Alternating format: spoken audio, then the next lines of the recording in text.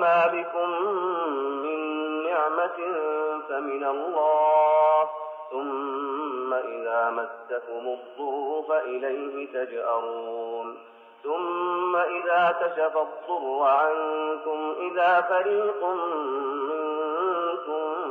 بربهم يشركون ليكفروا بما آتيناهم فتمتعوا فسوف تعلمون ويجعلون لما لا يعلمون نصيبا مما رزقناهم تالله لتسألن عما كنتم تفترون